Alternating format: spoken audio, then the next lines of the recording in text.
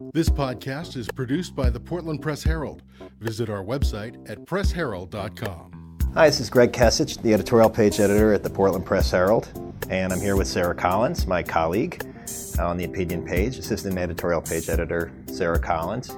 We deal with a lot of opinion. We have our own opinions, which you might be familiar with, and we hear a lot from other people who have their opinions. Sometimes they write us letters to the editor. Quite often it's the comments that you see on the end of stories and editorials and columns. And we read those comments, maybe not all of them, but we read a lot of them. And we just wanted to read a couple of them for you today. So Sarah, what have you been seeing this week? Well, our editorial yesterday on making it easier for people fighting addiction to access medication-assisted treatment got a lot of response, and some of those comments were very, very moving, obviously, from people who had been there. One of the commenters said, "I've had family members who went through the living hell of heroin addiction withdrawal, and in the process put my family through an experience I wouldn't wish on my worst enemy. Without medication-based withdrawal treatment, they would be dead now. They have been clean for years. People who have limited to no experience with addiction get so sanctimonious and self-righteous about what they have no first-hand experience with, and then until you've been there and back with family or friends, stuff your opinions." Yeah, that's interesting. And that's the kind of thing we get in the comments that is not necessarily would be included in the story, and it's an interesting point of view to have to add on to a discussion. Right, because people might not even say it in a letter if they're not ready to sign their name to it yet. Right. I got one on that topic. It was about the King and Collins signing on to the big federal bill. And it was from Naren Rose Spalding, who is a regular commenter, who said, "Great, another expensive bill that doesn't include a funding mechanism. Way to go." And then in case you missed the sarcasm, she wrote, "Not." It's hard to juxtapose that against the personal experience that guy was talking about, or woman. We don't know. So what else you got?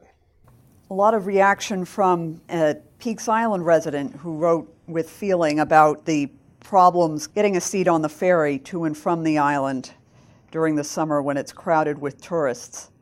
Mark Usinger, another regular commenter, said, You're asking an awful lot from a poorly run waterfront transportation system in a poorly run city. Perhaps if Nick Mavadonis actually showed up at work at Casco Bay Lines once in a while, things might run more efficiently." It's worth noting that Nick Mavadonis is also a city councilor. Yeah, that's one of his hobby horses. He's always attacking Nick Mavadonis. He's got a few others. He calls the paper all the time, and he's a regular commenter. And I guarantee you that somebody in the newsroom has got a Mark Usinger message on their voicemail right now. And someone named Steve Anderson, on a sort of a more conciliatory note, says that it sounds like a community dialogue with the mayor's office and Casco Bay Lines would be a great idea. And in the meantime, perhaps a compromise is to form two lines, one for island residents and the elderly, and the other for visitors. Allow both to board concurrently, no preferential treatment, and residents can get to and from their home almost as easily as the rest of Portland's residents. Yeah. It's interesting. I know why residents would want to have a car on the ferry, but I don't really understand why visitors would. It's such a small island, Peaks Island anyway. I mean, for me, that's the bonus of it. You can get anywhere you want, and you don't have to have a vehicle. I had a column this week about how politicians lie, and we don't hold them to account for it. In fact, we forgive the politicians who we agree with, and we attack the ones we don't. For examples, I used Governor LePage and some of his misstatements. I got a lot of pushback saying, why didn't I use Hillary Clinton, which I certainly could have. And then in the comments, one guy came up with, I believe it's a guy, came up with a endorsement of Clinton that I don't think she would really want. It's from SMH Johnson. "Clinton lies. I believe she knows when she lies and does it to further some agenda. Trump lies, and I don't think he knows it.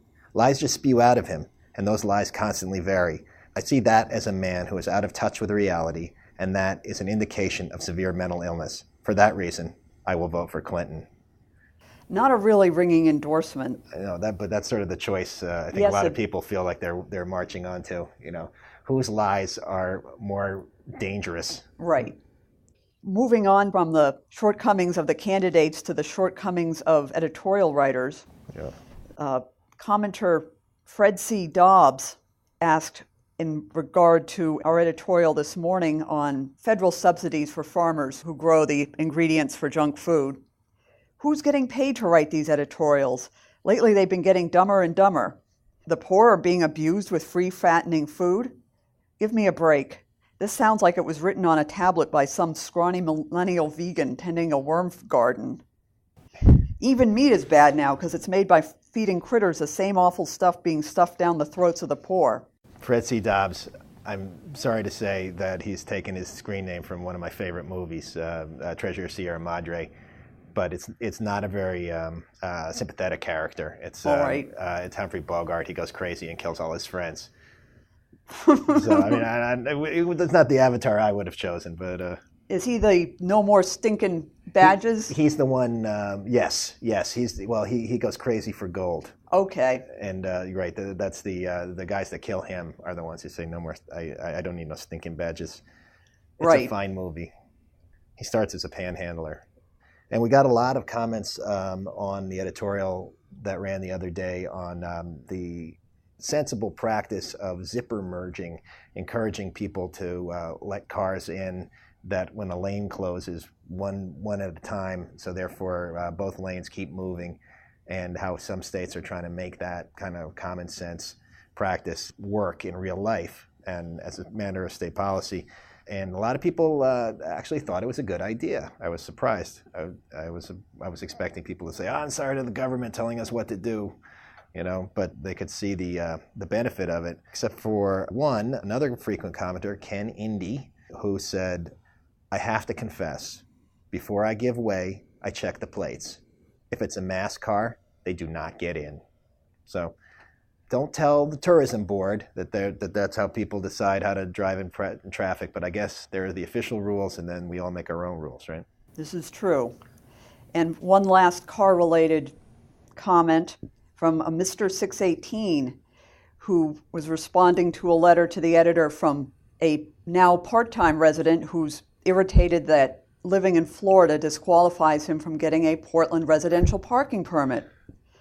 Mr. 618 says, if Mr. Perkins gets a permit, that is one space that would be unused yet unavailable for his time down south, which is insane given the parking issues in Portland. Yeah, right. I think somebody maybe needs to give him a little lesson in what residential means. Right. He's not paying income taxes in Maine. Yeah. He doesn't have a driver's license in Maine. Right. Residential means you live there.